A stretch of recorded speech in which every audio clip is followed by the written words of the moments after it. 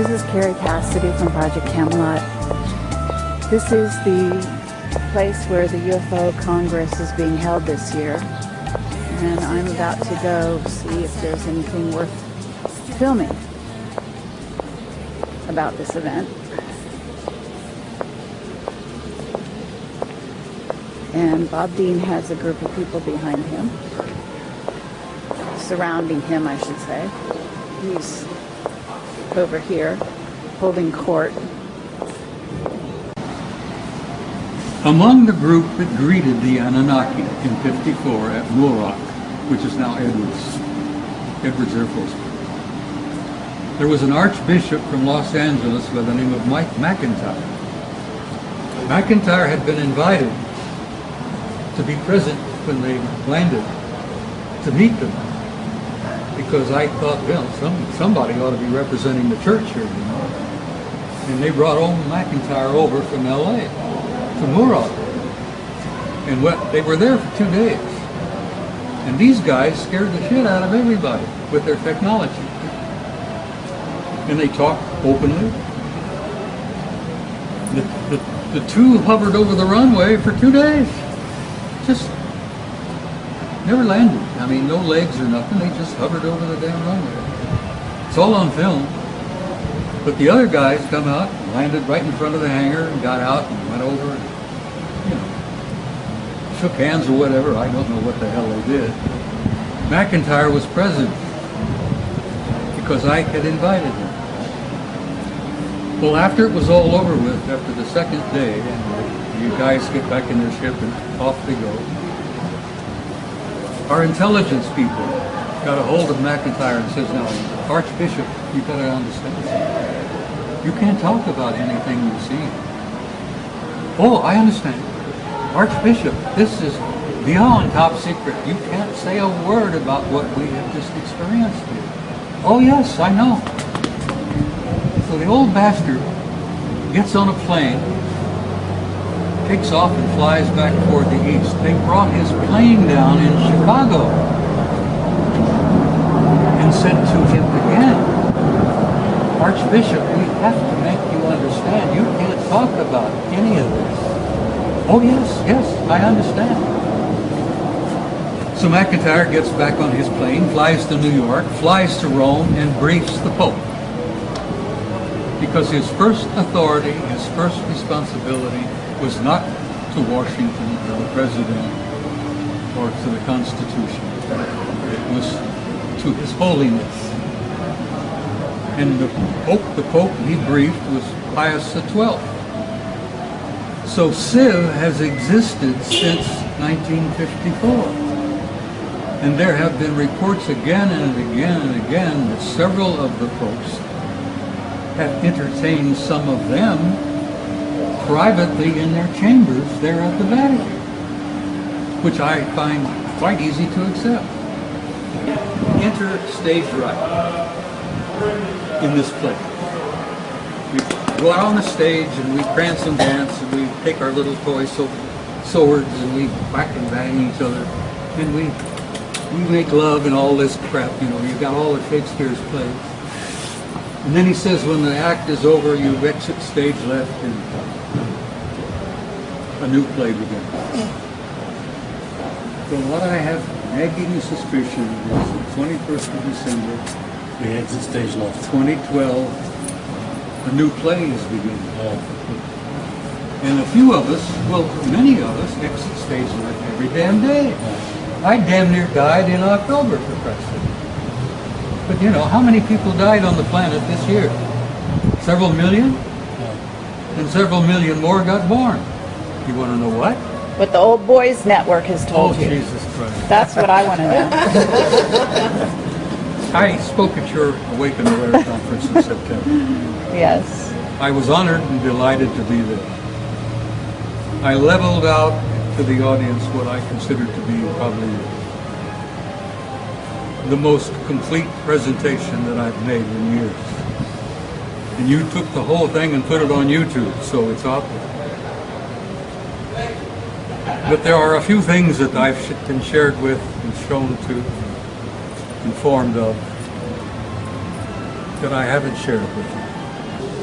And like I say, this one guy, he was, just a soldier who was involved in one of the crash retrievals. Was it just like a detail? You got picked? Oh yeah, and I mean, Roswell was the same way. It wasn't like y'all had to have a special clearance. It's like we got to go now. I officially never had a clearance, so I had a secret clearance from the time I got into basic. And you were in the military. It requires every 5 years you have to renew that clearance. Yes, sir. I never had to renew it. Interesting. They needed me more than I needed them, until I started to ask in '87, what type of information do you have on me involving UFOs? DIA came back and says, we have a entry on you where you have a security clearance, secret, under AR-50, and that's nuclear short. And I said, oh, that's nice. And Army Security Agency are the ones that issued this to you. But it was always there. But from that secret clearance, it's only supposed to be on a one-time basis. They broke that all the time. I'd be exposed to stuff that's top secret, CSI, all of that. Just because I had to give you a secret clearance for all that. I know top secret has so many different levels. They could always go up on it, but secret's only one. But see, that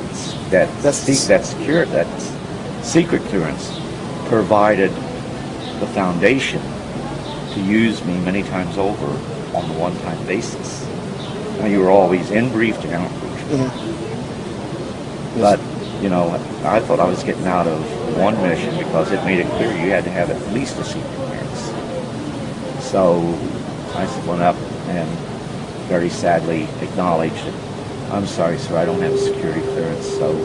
And this was with the Inspector General of the U.S. Army in Germany, an incident that occurred there, and that went on for several weeks and we were involved in that. It involved the Soviet Union, too. Anyhow, after I went ahead and announced that, I'm sorry, I just can't do this because I don't have security clearance. And I'd be remiss if I told you I don't have that. And I figured, okay, they're going to send me back to my unit. Done deal. And all he did was say, I know you'd lay down your life for your country. So I don't have any heartburn with you. But see, he knew. But I wouldn't find out until '87 about that secret clearance. And I wouldn't find out until '87 they needed that secret clearance to add on. Every time I went and tried to get a clearance, because it's crucial for promotion, they'd always go ahead. And paperwork already done for well, they would bounce it back down and tell me, don't problem, because see, if I did it, I'd find out I'd have it. And they could never pull it. When I got assigned to Nemi, they tried to pull it because I didn't need a security clearance there. So they sent me a notification that it had been pulled. I thought the last on them, I don't have a secret clearance. They went back and told 4th ROTC region, no, this man needs it. We can't explain to you why. He keeps the clearance. So I didn't know it at the time, but we were getting ready for something big. That's how they keep it secret. They don't tell you. Oh, yeah. So when I got out, I was debriefed, but I'd already started to say this isn't right, we're hurting people. So I went through the gauntlet of being relieved of duty, getting hit up on them trying to court-martial me, having to go through a psychiatric evaluation. And the bottom line, 3 field grade officers was relieved of duty as a result of that. You being in the military, you know that doesn't happen. That never happen, ever. And I got a meritorious service medal out of it. And they did. And I have it with me. If you're here tomorrow, I'll even show it to you. Where the commander's inquiry said the ER was wrong, talks about the relief of the officers, and they even made it part of my military personnel record because it dealt with UFOs. And because I was refusing to follow orders, not to be trying to get information out, they actually pulled that because they were afraid that later on they would find out that, hey, this guy got a relief for cause because it had to do with his interest in UFOs. What is this? So they actually pulled it. They pulled it by fish, and once it goes on the fish, it's not supposed to be pulled. They actually, I got a copy of my fish where it's there. The next fish I got, it's no longer there. And I have the letter from Milperson saying it would be made part of my permanent record. So favoritism does exist. Hey, I've had an Article 15 torn up, and that's illegal. It's a legal document, I did a lot of that for my troops. And this is her book that she... No, actually, it's Clifford's book, It's, but I well, what did you do? Release it for her? I sponsored it. I did the interviews. Let me tell everybody the truth of it is. Bob here can better understand it better than probably anybody that's never been in the military. I have difficulty telling my story because I see it in my mind's eye and I relive it each and every time I tell it. Then I get emotional. I don't like doing that. Days after, I still feel it. So, you know, she knew this is a book that I needed to write. So, very meticulously, she did many interviews. And she, in essence, captured my entire life, my entire involvement with this. So now there's a book out there that I would have never written. And my granddaughter, that's my heart, she thinks it should be getting out there. When we'd talk, she'd even say, "Grandfather, you're holding things back." And I'd always say, "Yeah, honey, I am." But it is a book not so much about me, but it's meant for other people that's been in the military who have been involved in situations where they can't even talk to their family. I've gotten several hundred calls as a result of that book coming out. And actually, one of the most important calls, and there were actually three, but the most important was a guy that served with me in one of the retreats.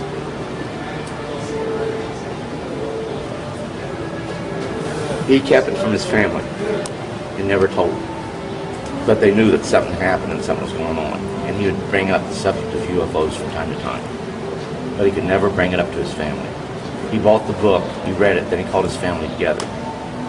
And while he had his family there, he called me.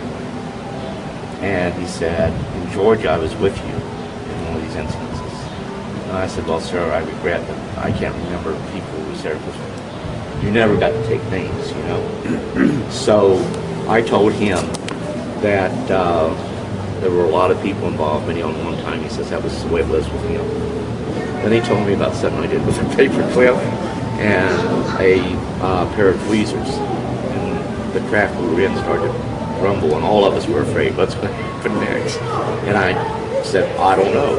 But he was the guy standing next to me, and "What have you done? What's going to happen next?" So the only way he could have known that was written. So after he told me that, I realized. But he's not the one that wants to go out and talk about UFOs. He doesn't want to be involved with being filmed or anything. He wants, as my granddaughter says, a normal life. And this changes you, and it changed him. But he wasn't realizing he was changed forever by having that one experience. And people who have an event like this, it changes your life forever. But you need to tell your family. But then when you tell your family, it's how do you go ahead, get closure with your family. With this book coming out, he was able to show that it wasn't something. And I sent him a whole slew of documents showing where we've done other recoveries. So he finally got the family to accept what he was talking about as being a reality. Now whether he convinced them they were of extraterrestrial origin or not, I don't know. But they finally accepted, and he found closure with that. For the first time, it wasn't something that he believed to be true, and it just didn't happen. He had closure. And that's what makes it worthwhile. So the book was actually written to help those people who are finding, they're not UFO buffs, they don't go to UFO conferences. So the end result is, who do you turn to? There's no one out there for them to turn to. By virtue of him seeing that book, he got closure. We turn to each other sometimes. That's it. Well, when you and I talk, we can talk openly. Because we've been there, we've done that. We understand where we're coming from. When somebody else is there, it's hard for them to understand. But when it's you and I, it's a brotherhood. It is. Very, very isolated brotherhood. Very, very few in And number. there aren't many of us left. Nope. Not many of us left. I keep saying goodbye to old friends every damn day. Well, you're going to be here for a long. Oh, shut up. I don't want to hear that. As long as you're around, I'll hang around. Okay? You'll be here for some time. Damn, it's good to see you, Cliff. Hi, I'm Kerry Cassidy from Project Camelot, and I hope to go down as far down in the rabbit hole as possible at this point. You guys with me? You have to be careful, my dear. You go down the rabbit hole, you might not come out. I understand that. Okay. But being careful is something I kind of threw out there. Yeah, I a know. long time I ago. know. All right? Well, let's- And from an old war horse to another old war horse, you should know what I'm talking about. I know exactly what you're talking about. Okay. So we're very happy that Bob Dean has survived his ordeal in, what was it, October? October the 1st. Okay. Yeah, after your conference in September in Orange County. 10 days after that, I'm in intensive care, in a coma, in a hospital here in Phoenix, with viral meningitis, of all things. My doctors called my son and my wife and said, look, we don't think he's going to make it. Because of his age, 82, meningitis is pretty well fatal. And they gave the word that they didn't expect me to go home. And my son and my wife sold my old car while I was in the hospital. Haven't forgiven them for that. And I died, sweetheart. I literally died. I was out of body. Okay, and I believe you came back for a reason. I went home. I really went home. I've been out of my body several times over the years in the military, in combat. But I went home, and I was glad to be home. And I ran into a couple of dudes on the other side who says, no, you're not staying here. You got to go back. And I says, no, I don't want to go back. I'm finished with that mess down there. I want to stay here. And they said, no, you haven't finished. You got a few things yet to do. So get your buns back there. Next thing I know, I wake up in a hollow, in a bed, in a hospital, and they're giving me injections, and they're taking blood, and they're giving me meds, and good Lord, here I am, sweetheart. I'm still here. I'm as ornery as ever. That's right, you are. And I came back for some purpose, and I'm not sure what it is, but I'm here. Okay, and we're going to try to discover that purpose right here and right now. Clifford, you're part of it. You're a contactee, and we did an interview with you years ago, and I've had a lovely conversation that I recorded yesterday between you and Bob. Very brief, but lovely nonetheless. And you are an intuitive, and I can relate to that. And we had a lovely conversation many years ago in Roswell. I remember, ma'am. And it's a delight to have you here. I know you don't come out much Yes, ma'am. anymore, but you're here. And you are as eloquent as ever, I can say. Thank you. And the two of you are, talk about two guys who have very smooth tongues, smooth talkers, both of you. I didn't realize that. Are you a smooth talker? Not that I know of. My wife yells at me a whole lot. I'm not smooth. You are. We're old friends. We go back many, many years. Okay. Cliff and I are among the last of the old boys network, because we had a network of a couple of hundreds, maybe 500 guys over the years, from every rank, from every service. And we had sergeants, we had admirals, we had generals. We've had a Russian cosmonaut who was a member of our old group, but most of them are gone home now. And Cliff and I are among the last of the old boys. And I love him dearly, and he's a dear friend because I know what he's been through, and I've been through much of it, so I relate to him. And it was such a wonderful thing to see him again this time. We can relate to one another. I mean, it's like you can talk to other people about the experiences you had, but they don't fully understand. But They when can't, you talk, Cliff. They no, can't. They can't. They haven't been there. So it's about, like, you know, we can communicate and understand fully what is going on by virtue of being there and being a part of it. But when you try to talk to other people, a lot of times it's very difficult. Bob has always been, I apologize, Sergeant Major. Robert Command Dean. Sergeant Major. Command Sergeant Major Robert Dean has always been a close personal friend ever since we met. And we united, we felt that kindredship, and there's a brotherhood there that most people don't understand. In the military, you form brotherhoods. But in this particular field, when you've been a part of it, you've been exposed of it, it's even a tighter brotherhood. I hear you. So what I want to ask you first of all, both of you, what is it that you haven't told the people? Okay? What I want is, both of you are getting older. Both of you are one of the, you know, the most, I don't know, the most courageous, the most out there individuals in terms of greeting the public, sharing your story with the public. Both of you have been exceedingly brave in that regard. You've taken a lot of flack over the years for that, and everyone listening to this should respect them for that. But what I'd like to know is, what haven't you told people that you could tell them today? Because, for example, and these are the hard questions, okay? They're not all friendly, all right? What were your dealings with the unfriendly type, and why? You first, Clifford. Well, with me, I never had to deal with any of the unfriendlies. I was just warned that not all contact would be friendly. So, you know, you always prepared for that. But every time you went into an event, it was always that, I'm going to use the term fear, but it's not exactly fear. You know, there's that anticipation of what might happen. All kinds of things ran through your head. Things that I haven't told, and I'm sure that Sergeant Major can also concur with this, is that the things that went on you couldn't even tell your family, and you wanted to tell your family. And it created problems within your family, and you couldn't tell anyone.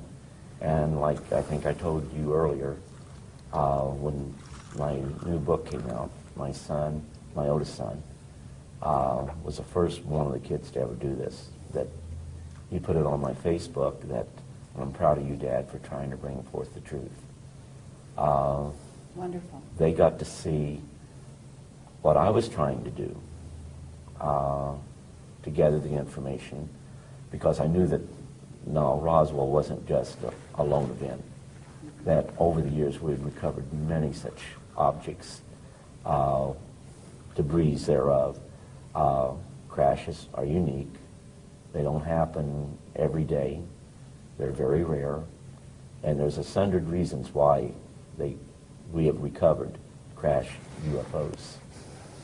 But I try to bring everything out. I understand. And we shot those UFOs crashed because we shot them down?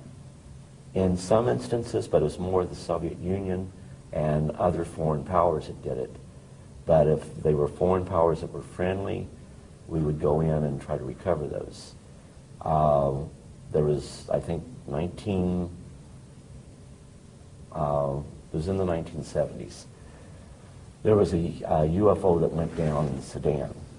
Now this is unique because it wasn't ours, but we wanted to go ahead and recover that object.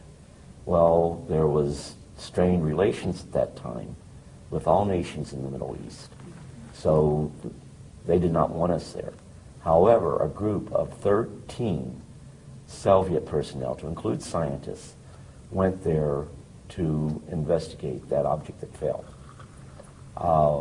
That shows right there that it wasn't ours. We knew it wasn't ours.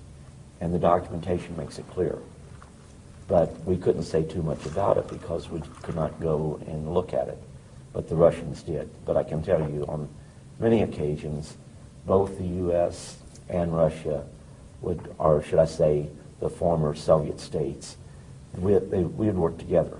And we worked with other foreign powers simply because situations like this could lead to misunderstandings that could have triggered possibly a nuclear war.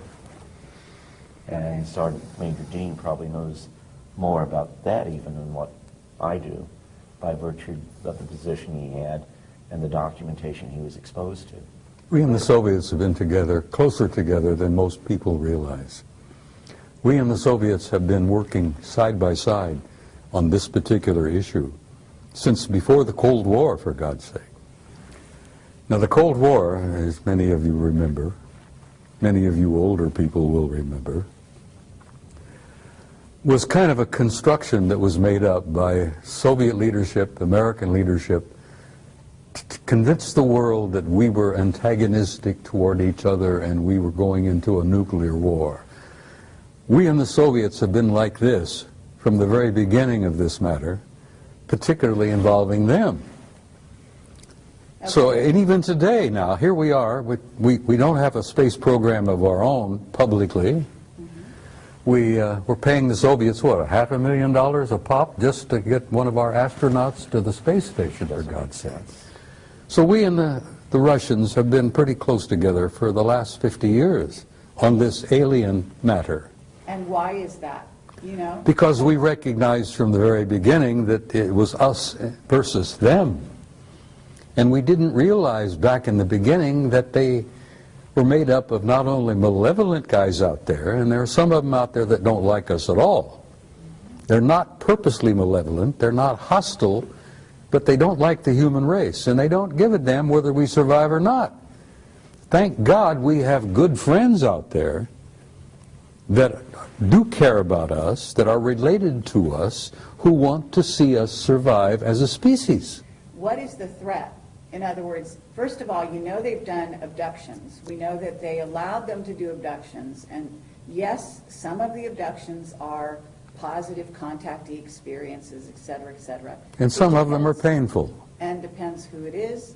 But they also had an agenda. And one of those agendas is to create a hybrid race. They're harvesting us. Humans are already hybrids. We made an agreement with them, 1954. We would allow them to continue to harvest our genetics. And we traded that for technology. We also traded a lot of our gold for that technology.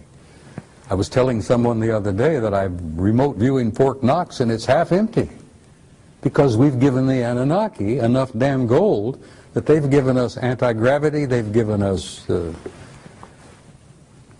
zero-point energy? And we have a separate space program which makes NASA look like a joke. Exactly. So Clifford, you're aware of this. You must be aware of the abductions, the negative side of the abductions as well, right? Well, like, goes back to where not all contact would be friendly. Mm-hmm. And what I would do is point out that it's not necessarily a culture, but it is like a rogue group within that culture. Good example, I've been using this all day, is like, you know, you have the cartel. Well, they're people just like us, they're humans, but yet they're a sliver group. They are, have their own agenda. And that same thing happens within the various cultures. And I agree with Sergeant Major here. My biggest fear is if these rogue groups are going ahead and coming to agreements with not only our nation, but other nations, then that's a very dangerous situation because they're the wrong ones to be working with. Okay, and this is going on, isn't it? Unfortunately, I believe to a degree, yes, it is, because the ones that really are not evil, the heads of the various cultures out there, to give us technology. They know that we are not spiritually heightened to the degree where we use it for the right reasons. When we go out into space, defense is one thing.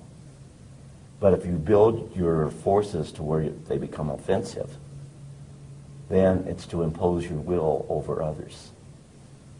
And the technology that they are giving us gives us the capability to go ahead and field in space a offensive posture. So anytime we want to go ahead and make it look like it's E.T. doing it, we could make it look like E.T.'s imposing their will over the peoples of the world. And with that technology that we have acquired from the rogue groups, yes. And I agree with Sergeant Major. This is really, really dangerous. Okay, and at this moment, though, there are certain governments, with some of these governments, some of the governments that are actually growing into superpowers at this time, China, for example. My understanding is there are two rogue groups that are now dealing with China. And at least one of those groups is, quote unquote, some relatively new guys that have come on and given them some new technology. Do you know about that? That very well could be the case. When I got out, they had cataloged 57.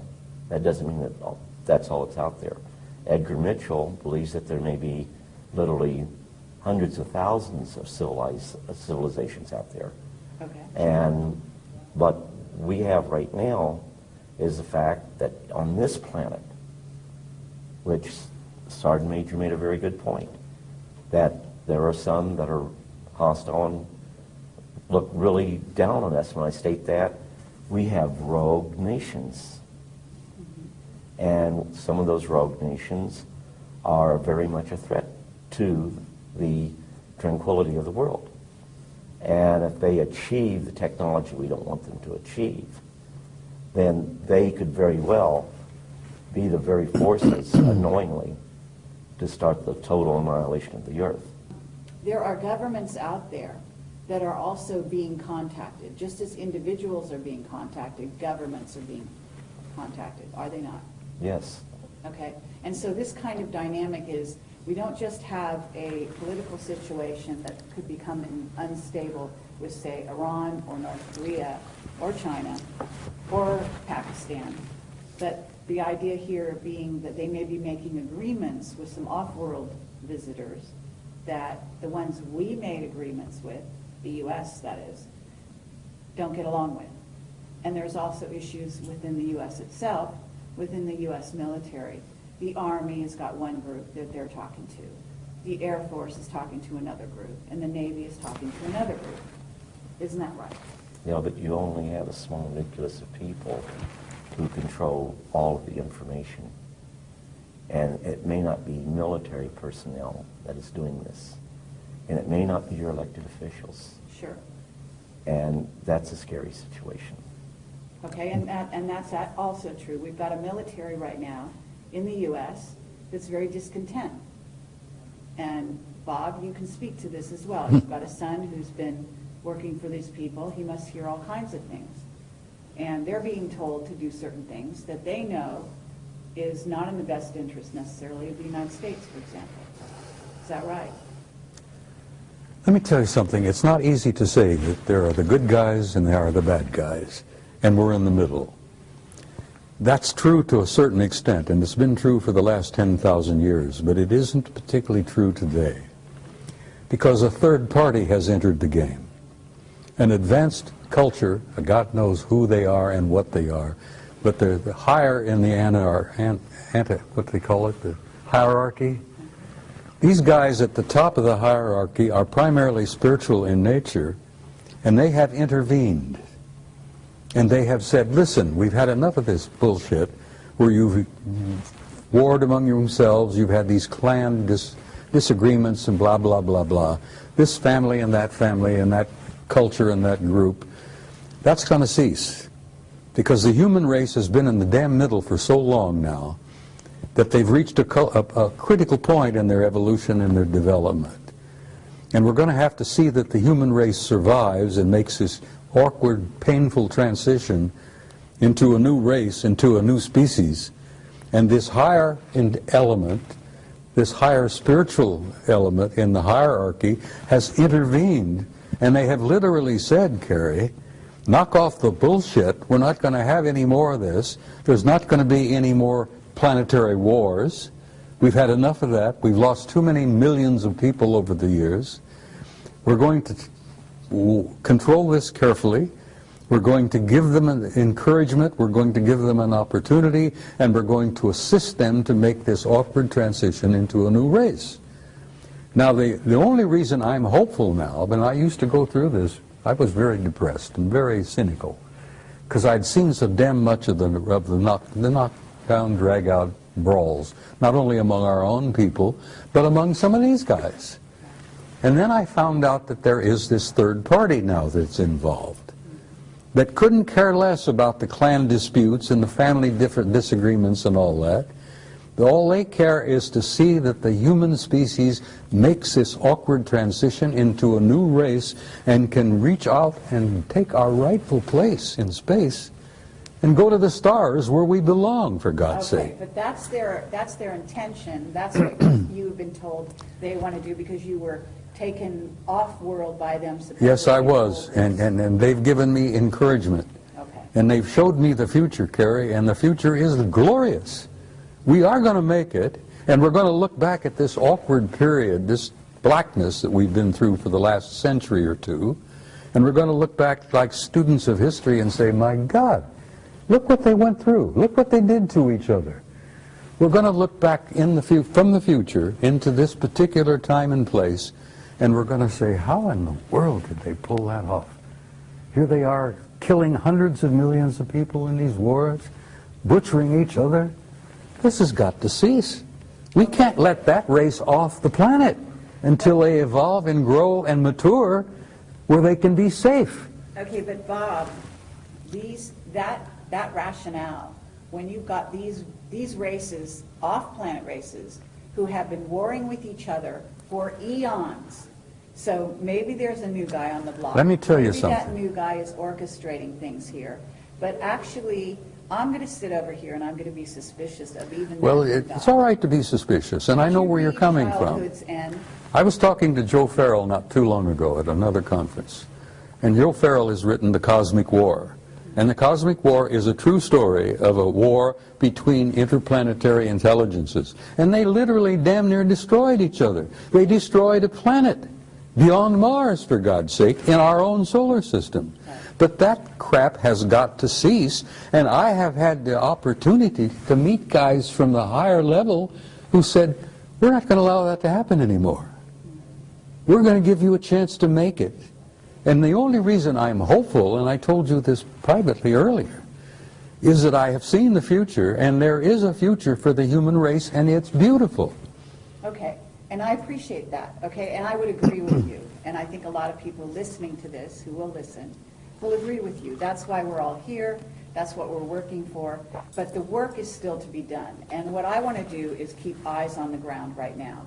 And I want to talk about the idea of what's right before people, because this is 2012.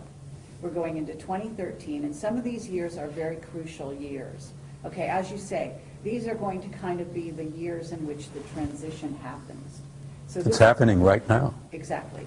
So what I want to talk about here is, first of all, yes, you have a lot of bad kids in the class, okay, and those involve the Illuminati, some of whom are basically being run by certainly groups of reptilians, certainly a group of Anunnaki that may not have our best interest in mind. They'd like to clear the planet. They've got big plans, and they've been working on those plans for a very long time. And both of you must have been face to face with that agenda. Their agendas exist because they exist, and they've had some of their own personal agendas for eons of time. But their plans for our future don't mean diddly squat, because there are these higher developed cultures out there that have now intervened, and they're going to see that the human race is going to be allowed to make it. Okay, and you've said that, and I agree. But the thing is, the idea here is not that somebody come in, organize the schoolyard for us, and then they go off on their own business, and then we're left to deal with it. The idea is that we learn to walk on our own. We organize the schoolyard ourselves. Okay, so there's a great importance for the human race to take sovereignty, to take their rightful place as members of the galactic community. To Recognize who we are. What they understand who they are, yes. That we have. Okay? The human race is precious. The human species is so unique that they told me when I was with them for 6 weeks, I was asking them question after question after question. I found that they were as interested in me as I was interested in them. And I asked them why. And they says, you human beings don't grasp who you really are. You have a unique genome that is unique in the galaxy. You're made up of the patterns and the parts and pieces and genes and whatever of at least 12 different races in the universe. And as a result of that, we think of you as unique. As a result of that, we look upon your little planet as probably one of the ripest and richest zoological gardens in this quadrant of the galaxy. And that's the first time I realized the galaxy had been divided into 4 parts. I didn't even realize there was a quadrant. And they said, oh yes, you're the most unique and precious zoological garden in this quadrant of the galaxy. Absolutely. We venerate the planet, we venerate the flora and fauna on it, and we're going to see that it survives. Now, I'm getting this from the higher level. I hear you, and I appreciate that. So, Clifford, because both of you have been threatened, both of you have had children who died in most unfortunate circumstances. Isn't this true?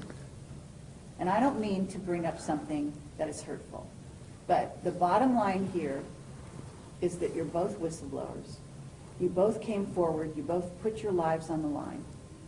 You've both been threatened in a myriad of ways, okay? And people out there, people need to realize that this is the case. You're not just out there pontificating, you know, talking off the top of your head. Like what the Sergeant Major was talking about, like I was told, that we are a race on this planet that is capable of such wonderful and beautiful things. Infinite possibilities. Absolutely. But yet we have the capability of doing such horrible things to one another. And I think that the Sergeant Major was saying the same as I when, you know, yeah, we have to spiritually grow. We don't spiritually grow, we're going to fall victim to our technology. They don't want that to happen. Okay. And initially, the initial contact was to ensure it didn't happen accidentally, because they wanted us to know, you know, the other side's not launching against you. We're here. And you will, from time to time, pick us up on your radar. We will, from time to time, appear to be missiles coming in a threatening way. So you must make sure, before you launch your death and destruction, that you really are under attack. But you must not let this happen. And as we grew, actually, to an understanding, MAD was something that they held over our heads, and MAD is mutual assured destruction.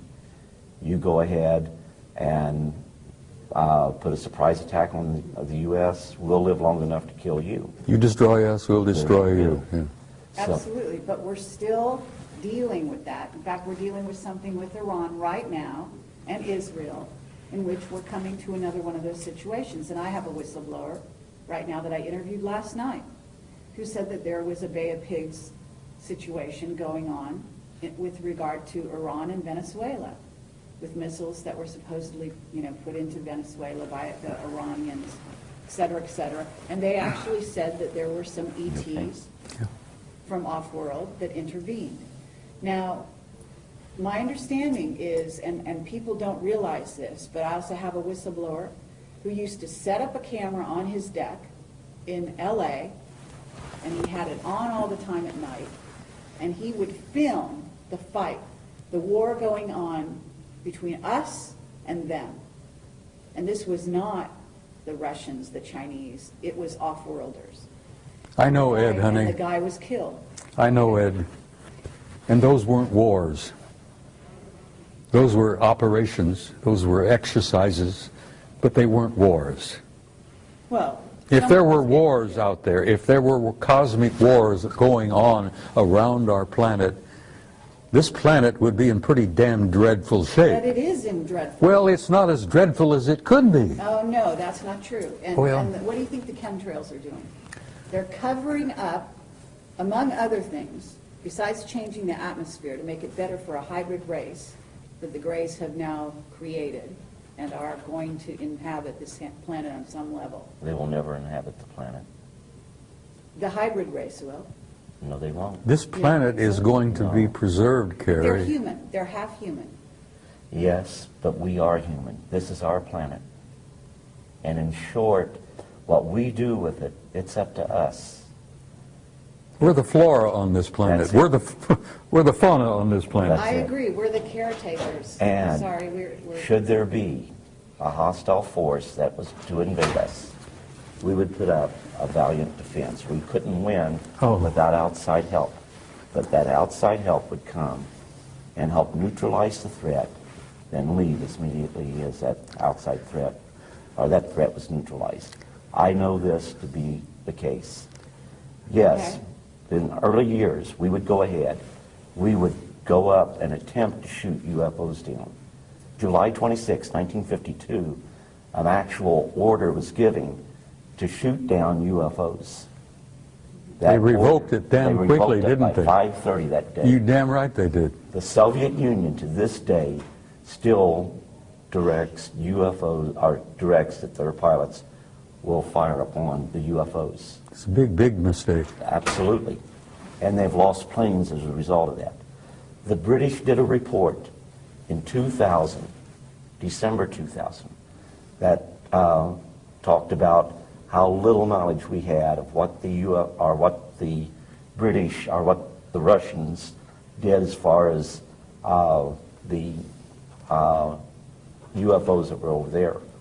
In December of 2000, the British released a report, and of course people say, well, the British went ahead and said there was nothing to UFOs. The report doesn't state that. The report even goes ahead, talks about radar sightings, about aircraft sightings, and even about possibility of some crashes of our aircraft occurring, their aircraft occurring, because of UFO sightings. They know, and they put this right in the report, that the Soviets make attempts to shoot down UFOs and have lost aircraft in the process. And I have a copy of that entire report. Okay, but if we're working, you know that our government has got alliances with some of these groups, some of them that are not positive. In other words, what's transpiring on the planet right now is not positive, in part because we have a rogue group running the U.S., which is not our government as we knew it at one time. And that's the greed of man. Okay? But it's also that they're working with a group of ETs. Yes. And therefore, it's not just human against human. Well, it's not human against ET. It's human and ET against ET. you think the good guys aren't watching over us? I tell you this right now. You have people on this planet that aren't what they seem to be. That's right. We call them watchers. And the whole situation is, they're not going to come in and impose their will on us. It's imperative that what truly happens is the will of the people of this planet. But you may have to make sacrifices. But if the powers that be right now choose to listen to the evil side, they'll let that go for a little while. But once it becomes a threat to humanity as a whole, then like what Sergeant Major said, some outside force will step in. Let me tell you something, if I may interject something, Cliff. The good guys out there, whoever the hell you think they are, and whatever, it doesn't matter, they orchestrated the end of the Cold War. They came over our missile silos here in the United States.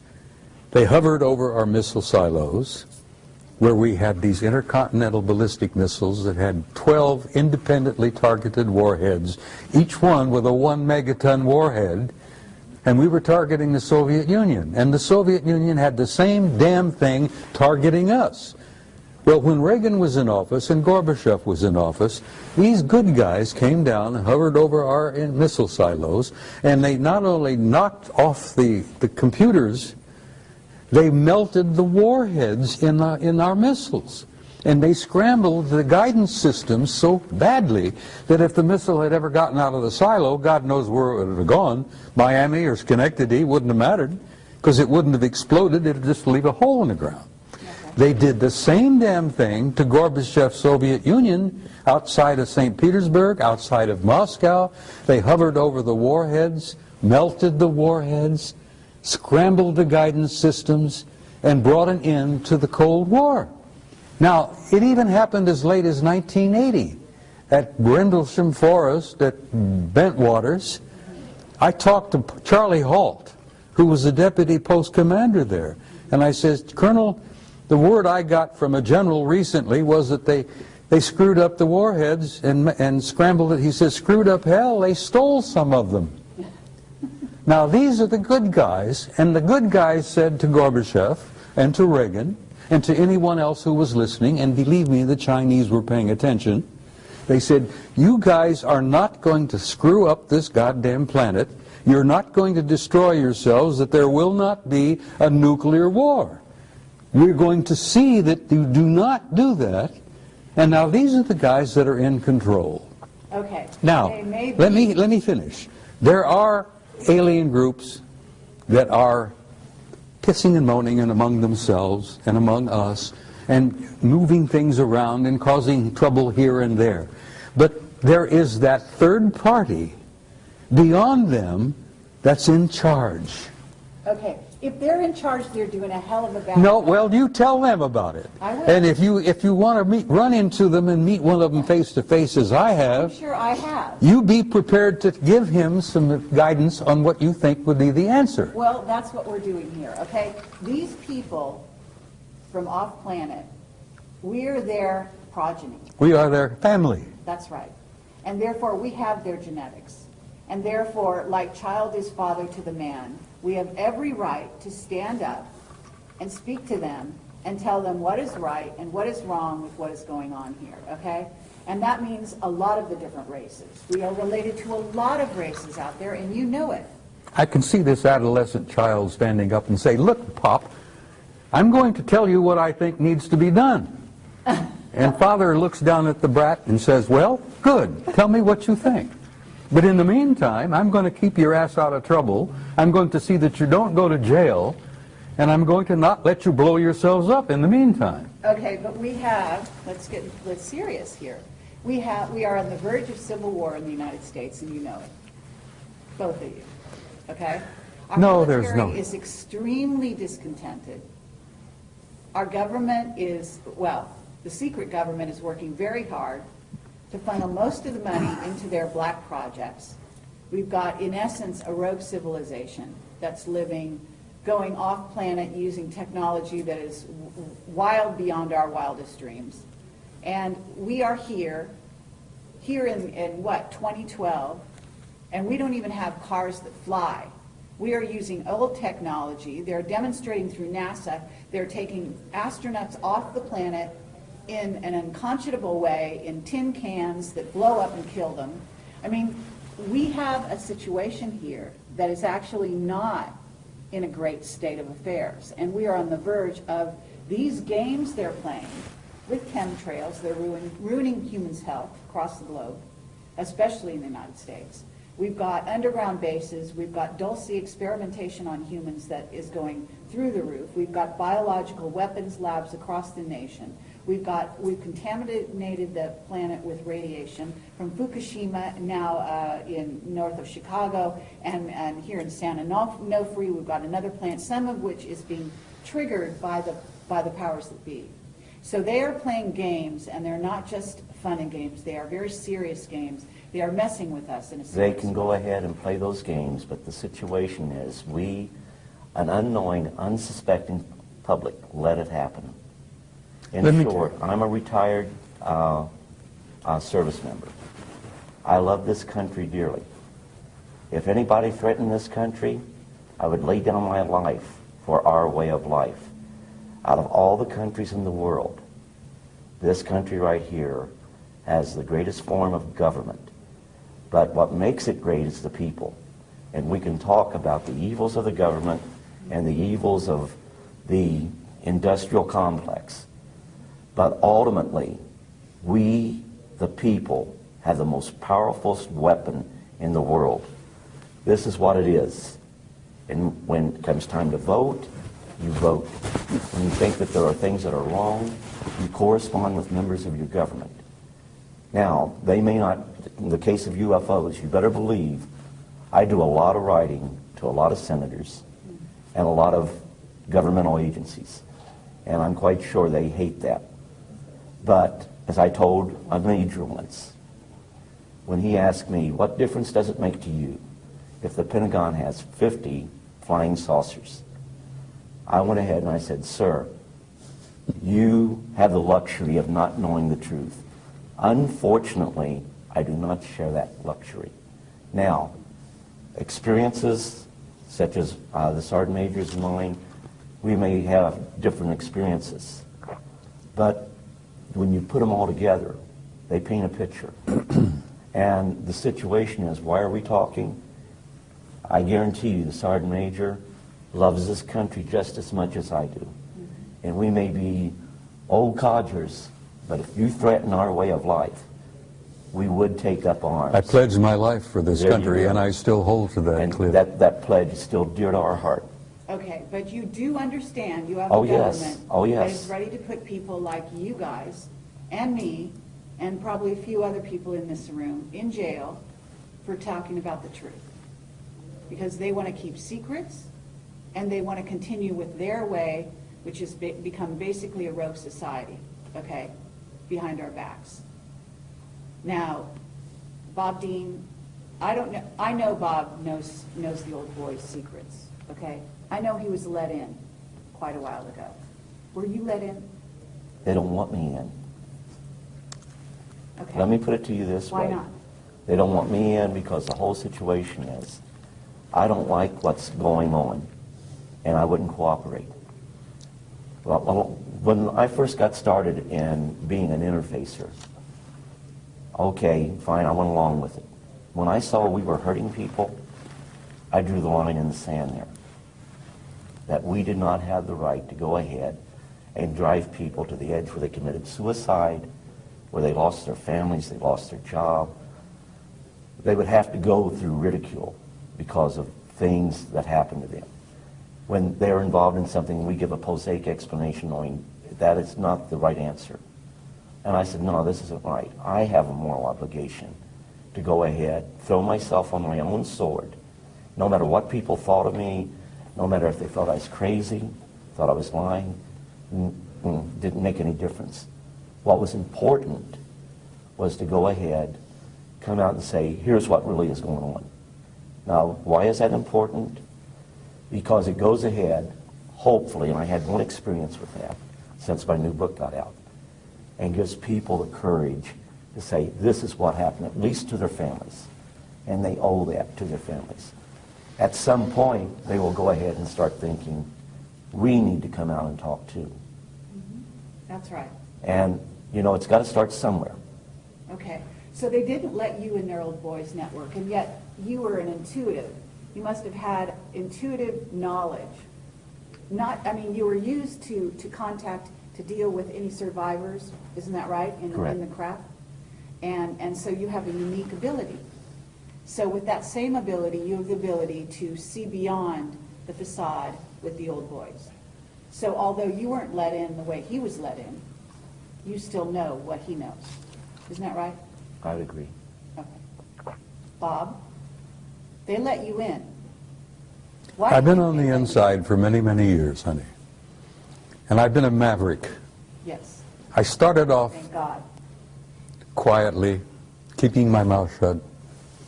I got along just fine. Then I became pissed off. I got angry. Has nothing to do with courage. It's anger. I got angry as hell, and I'm a command sergeant major retired, and you don't piss me off and push me too far, because then I start pushing back. So I ended up becoming a threat. Then I became a nuisance. And I've learned since that I am now an asset.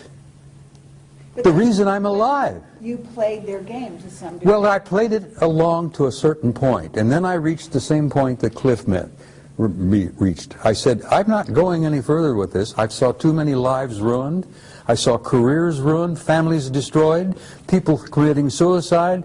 I saw things, honey, that would curl your hair. And I said, I've had enough of this shit. I'm going to tell the goddamn truth, whether they like it or not. And that's when they threatened my ass. They tried to take my pension away. They harassed me with black helicopters and black SUVs, phone calls at 3 in the morning. I went through the whole 9 yards until I fought back. I says, I'm carrying a gun, I'm a marksman, don't push me too far, I'm going to start shooting people.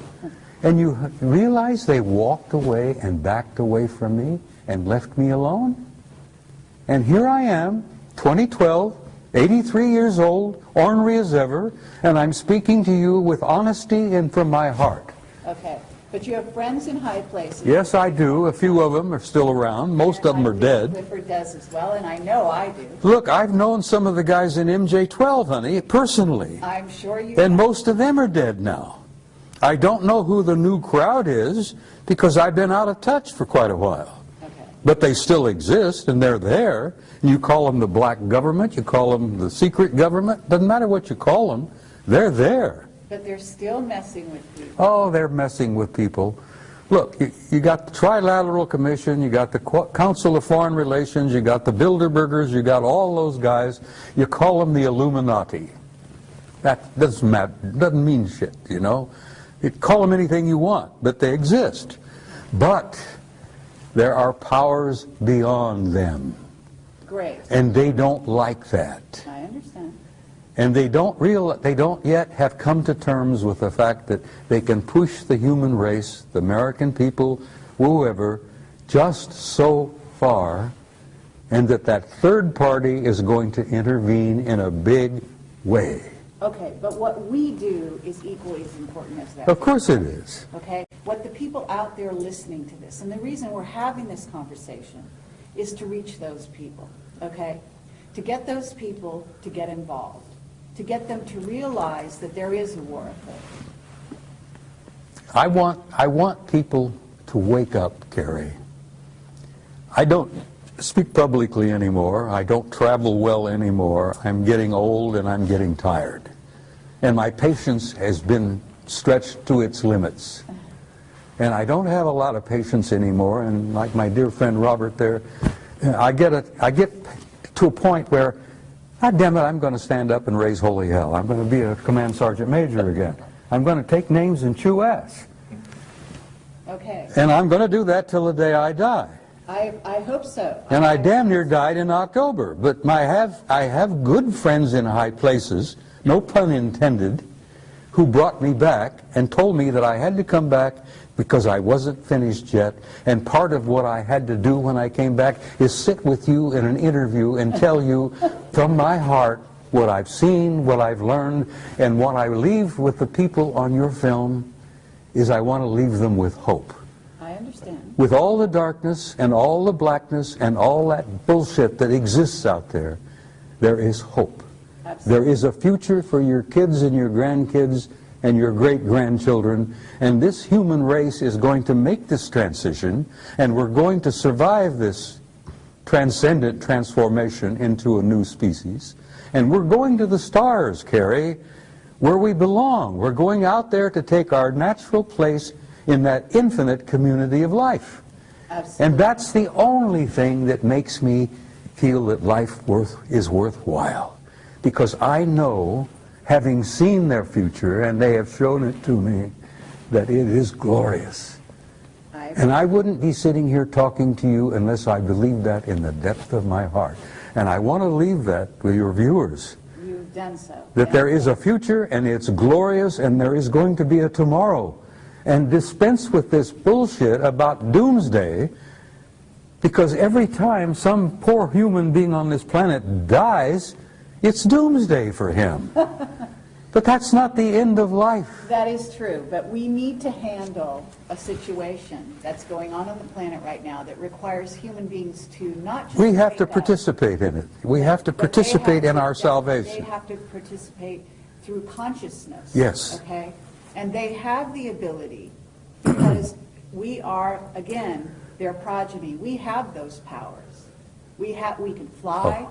We can do anything we want to do. We can create reality. We can destroy reality. Honey, the human spirit is infinite. We have power we haven't even dreamed of yet. That's right. And once we realize who we are and what we are, and we start expressing that power, there's no end. We can change anything. Okay, so what we want people to do is, we want to educate them, we want to wake them up, and we want to give them the tools by which to change their reality. And that's what you're doing with these films. That's exactly right. Now, Clifford. Well, I'll back up the Sergeant Major in that we got enough going on out there that's talking about, you know, UFOs are here, they're hostile, we're on the end of their food chain, they're going to take us over, there's nothing we can do about it, but we thought you should know. If that was my message, I'd say nothing. But like the Sergeant Major, I want my message to be a message of hope and for us to look and build towards a brighter future. And by us spiritually growing, we head in that direction. But it's going to take time. We're not going to go away. We're going to be here. We are going to achieve interstellar travel where we visit other star systems. But in order to do that, we must first grow spiritually. Right now, the situation is we're a world in quarantine. And do we have the technology to be out? Oh, we sure do. I can show you the NASA plans for setting up permanent bases on the moon, on Mars. The technology is there right now. 2007, they planned to go back to Mars. Did they? Or did they not? Something going on we don't know about? Yeah, probably there is. But we are still a world in quarantine. Okay, well, I don't agree that we're in quarantine. I actually think we have been invaded every way since Sunday by various races. In other words, the quarantine is off. The gloves are off, and that's part of the transition. In other words, you don't go to the big leagues without starting to get into the sort of understanding that there are positive and negative beings out there and diving into the water and learning how to swim on your own. So this is the challenge, and this is where you guys can bring your wisdom, your worldly knowledge to the people, and that's what we're doing here. Now I have a question for you, Bob Dean. You've always said that the Anunnaki walked the halls of the Pentagon, and I have been told to ask you this. What are they doing there? Well, which Anunnaki are you talking about? Good answer. Yeah, you understand when I use that term, I use it in a generic sense. Those who came down from above, those who from heaven to earth came. Whatever. Well, there are all kinds of Anunnaki out there. Okay, but the ones walking the halls of the Pentagon are the ones I'm interested in. Most of them are good guys. And have you met them? I've met some of them face to face. I'm talking about in the Pentagon. Some of them wearing uniforms. Okay. Yes. Some of them looking with 3 stars on their collars. Fine. Admirals, vice admirals, Anunnaki. Right. So help me God. I believe you. Well, they're in our midst, and they're basically good guys. Because they understand that there is an authority above them that is going to see that this race survives, and that this race makes its transition into a transcendent new species. Okay, then what's going on right now with our financial situation? Oh, that's bullshit, honey. Pardon me, but it's bullshit. They've been playing these games with money for the last 1,000 years. My old organization, the Templars, established the banking system, for Christ's sake, in the 11th century. Okay, but there's also an issue with gold, and there is something going down in America that is weakening. Let me tell you the something country. about gold. Fort Knox is half empty. It's 3 of the big underground repositories are empty. Okay, but there's tons of gold in the Philippines, supposedly. Oh, there's gold everywhere, but we've been trading gold to the Anunnaki. And you know that the gold isn't really about money. No, it's not about money, it's about power. But it's also about consciousness. Well, gold We're can talking turn... about gold or myths. Gold is not merely a pretty metal, which makes lovely jewelry. It's nice to hold, and it's nice to play with, and all that. The value of gold is it can be turned into ormus. And the ormus, this white powdered monatomic gold, is worth more than its weight in gold, because the Anunnaki ingest it.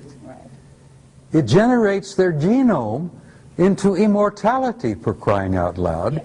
And that's why we've given them half the crap in Fort Knox in trade for their technology. Exactly. And if the average American realized that Fort Knox, if they ever conducted an inventory and an audit and realized that they only have half of what they think they've got, that we've traded the rest of it off to the Anunnaki for technology. That's the value of gold, Kerry, and I hope that's on film. And people will listen and say, holy conniption, you mean we don't have as much as we thought we had? Well, you've never had as much as you thought you had. You've been a little player in this game, and you've been manipulated for so damn long that you don't even realize that you're not even a part of the game. You're a player. You're just a part. Okay, but we want to change that in this interview. Okay? I know you do. We want the people listening to realize that they can take things at hand, and they can become aware, and awareness alone can change your reality. If they can inform themselves, Kerry, of who they are and what they are, they're free. They are free. They don't have to worry about this garbage anymore. Right. And they will not be allowed to be manipulated anymore by these other assholes out there. Pardon my French, I'm sorry. I'm an old command sergeant major, and I sometimes lose it and use old infantry terminology. But once the average guy out there realizes who he is, he's free. And I hope that your viewers see that and remember that of all things. And like what I said, told you before, let no one live in your mind rent-free. Make sure of your facts. The biggest problem I have documents. And everyone tells me they don't mean anything. Well, you know what? The Constitution is a document. And if you don't read it and understand your rights under the Constitution, then we lose those rights. There is no right more sacred than that right that is lost.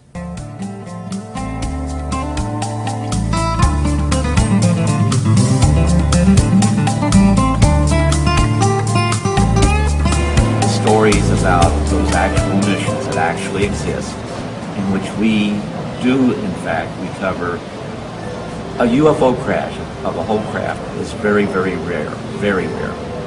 But there are debris that's left behind. And also there's what we call physical evidence, and we go after that, and we recover these. Blue Book was never part of that, even during the time that Blue Book existed. I've recently uncovered records, which I'm going to be putting on the internet, where anyone can download them, that clearly shows the Air Force, initially the Air Force Continental Intelligence Command, the Air Force's Office of Special Investigation, the Air Force's CIC, along with the Army CIC, was very actively involved in those programs. So when they say they've released everything that they have on UFOs, no, they haven't. We still have those documents that were part of the Air Force Continental Security Command that have yet to be released. Not all of the FBI, not all of the CIC documents have been released. Not all of the OSI documents have been released. They'll never be released. No. And when you look at the documents that we have recovered that clearly show this to be the case, when you see these documents, you realize one thing. They are field intelligence data. They're not the finalized intelligence product. That is yet to be released. Then we can go into the 80s and the 90s. The recovery of objects of unknown origins under moon dust and blue flight. All we have is the raw intelligence evidence or data. We do not have the finalized intelligence product. And the finalized intelligence product is what's important, because it puts to bed once and for all what it really was that we recovered. The British government, December of 2000, released a secret report. In volume 2 of that report, they talk about the physical evidence that had been gathered. They didn't lie, they just didn't know. The British government's recovered physical evidence. Every developed country on the face of the earth has recovered physical evidence. But for reasons unknown to me, they want to keep it quiet. Some are more open than others. But the British government criticized, excuse me, in volume 2 of that report, the United States Air Force, as to why the Air Force hasn't released the documentation explaining the metallic objects that they've recovered, the metallic substances that they've recovered, and putting to bed once and for all the extraterrestrial hypothesis. They can't do that because they would not put to bed once and for all the extraterrestrial hypothesis. Many of those finalized intelligence products makes it clear that, in fact, what we'd recovered were objects that did not originate on the face of this planet, and that we, the governments of the world, many of the governments of the world, out of necessity, have had open contact with our visitors for many years. One of the biggest secrets, Cliff, and you know this, is that so much of the hardware that we recovered was not just UFOs. Some of the ships we recovered were time ships. Well, absolutely. Because when you travel in space, you travel in time. And most of the hardware that we've got, and that really blew our minds when we realized that those things were designed to travel in time. And as I said to some of the people here this afternoon, I'm still trying to come to terms with that. I need to send you some CDs. That they can manipulate time as well as manipulate matter. And I'm an old-fashioned old fart, and I'm still having problems wrapping my brains around that. But Bob, you know why that is? The technology is so far advanced that we Cliff, see it as it's a magic. million years ahead of us. And then some. NASA will tell you in their advance, I don't know how many of you people are aware of it, but in 1995, NASA said we're never going to get to other solar systems by using conventional rockets. So they asked for scientists to think out of the box. And many of the scientists started to think about exotic propulsion systems, antimatter drive, teleportation, traversable wormholes, and I assure you I have the documentation. If any of you are in Roswell, my door's not closed to anybody. You can come over there and I'll even be happy to make on a CD copies of those reports that they have. And now all of that, to some people, is commonplace. Mm-hmm. And if you have, we've known for a long time, if you have an interstellar conveyance, which is a spacecraft capable of flying from the Earth to another solar system in a reasonable amount of time, you actually have a time machine. Case in point. I won't go into detail how I know this, but you have a planet that is 100 light years from planet Earth. They decide to visit planet Earth. It'd take light 100 light years, or 100 light years to reach us from that The speed star. of light takes 100 years. So the whole situation is they can do it in real time in an hour and 40 minutes. That's traversing what we call space-time. So when they get here, they're seeing the light from their planet 100 light years prior. But you can also travel in and out of different space-time continuums, for lack of a better term. And you can actually view things that have happened in the past. And a lot of times, you may even experience this. Like, you can't shake the feeling you're by yourself, yet there's someone else there. There's someone watching you. That could very well be a person that's from the future observing you in the present. So the time travel, the one thing there's a natural barrier. It's going to keep us from getting that stuff. So we develop a time machine before they do. You mess up the entire space-time continuum if that was to happen. So God in His infinite wisdom ensured that would not happen. However, that doesn't stop you from going back and observing. But there's also a great desire not to do anything to change the future. You only can change the future in the present. If you change the future, you create a whole new universe. Another timeline. But that's what they're working on, aren't they? They're working on that's very dangerous. I'm borrowing liberally from Randy Rooney, who that was one of his favorite sayings. That society is willing to believe the facts when they're presented with the facts, but only if the facts already agree with what they believe. So, and it holds very true in the UFO field. Okay, so you've seen ships from the future. What do the ships look like? You asking me or Clifford? Both of you. There are If many, you're, Bob, many, if you're prepared many, to tell many the truth times about this, like, I'm listening. we have many types of aircraft, and we have many societies that are visiting us. And you can't think of it as being aerodynamic aircraft frame. The circular, the common circular saucer shape, they have that. They have the blade shape. They even have the cube shape. They have the spherical shape. They have mothers out there 5 miles long. Yep. Oh, yeah. What about the plasma ships, though? The plasma ships can take it in any form they wish. Right. In any Because- time they wish. Yep. That's what's so difficult for many of our scientists to come to terms with. We're not talking about distances. We're talking about time. And when these guys come here, they're coming into their past to visit us. Because some of them are a million years ahead of us. But you want to be careful about that, because when you imagine going back in your past and, oh no, my grandparents or my ancestors did this, how do I cover this up? Yeah, I come from a family of racists. And that's not easy for me to come to terms with. My old man, my father was a racist. But I had to pay $500 to have the Catholic Church look up my lineage. I had to pay them $1,500 to keep quiet about it. Kidding. Wow. Wait, Check to the Vatican, did you? absolutely. Oh, Jesus. I guess they'll figure it balanced about next week. You'd have 2 teams that show up. You'd have 18 feet.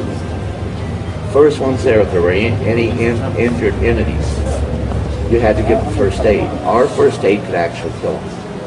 So it was imperative that we knew which species we were dealing with and what was the appropriate first aid. So that became crucial. Now, I wasn't even supposed to see that book. But a lot of the people that made up the team that would show up all the time, the medical staff, the key people, I refused to go to school. And later on, I found out that would have been, actually in the Army, we called it gondola wish. That was the Army Security Agency remote viewing program. But at the same time, the intent of doing remote viewing, they hoped to go ahead and get a remote viewer down to at least corps level where they could be utilized in the field maybe further. Based on the experiences that I've had, I believe that I was meant to be in corps level. Because while I was in Germany, I was at V Corps level. You're familiar with that. And even though I was in the 3rd Armored Division by being under Hanau Military Community, that was part of 3rd Armored Division. We were part of 3rd Armored Division. That made me a valuable asset to V Corps. Only I didn't know that's what I was doing. When this book came out, I actually got a call from a guy who was involved with the United Kingdom program, who told me, you know, you should look at some of those files on Stargate. And I said, I would, only the CIA says that they have already turned them over to the National Archives. The National Archives wants a couple of thousand before they'll even start a search for those records. So there is a site called remoteviewed.com that has some of the CIA documents going with remote viewing there. But is stuff redacted out of it? You know, those black lines, they're always... There's some, you're always going to have that. Some of that is really necessary to protect legitimate national security concerns. Such as? Really, let's get down to it. What is a national security concern with regard to ET? Okay, for example, well, not with ET. Only about 5% of that needs to be. We were always told not all contact is going to be of a friendly nature. Now, I never had anything happen that was really, really bad. Actually, this eye right here, for their interaction, I still have this eye. And you'll read about that in the book. But I almost lost that eye in Vietnam. And the reason the eye was damaged was there was this bug they had in Vietnam that sprayed into my eye and kept corona of the eye. Cornea of the eye. So go ahead and figure out what insect can do that. But that was the reason I had it bandaged up for well over a week. But Clifford, you were talking earlier about why the damn lid has been clamped down and why it's still being held down. well, the reason is they dug themselves into a hole. How do you tell the world that there is life out there? Not only is it out there, but it's been visiting us for many, many, many, many, many years, going into the millennia. Now, how do you go and tell an unsuspecting worldwide public that this is the case? And when you do this, there will be repercussions. Actually, during the time of Stargate, they did an exercise in remote viewing going back to the time of Christ. They saw the crucifixion. You need to go and take a look at that remote viewing training exercise they did.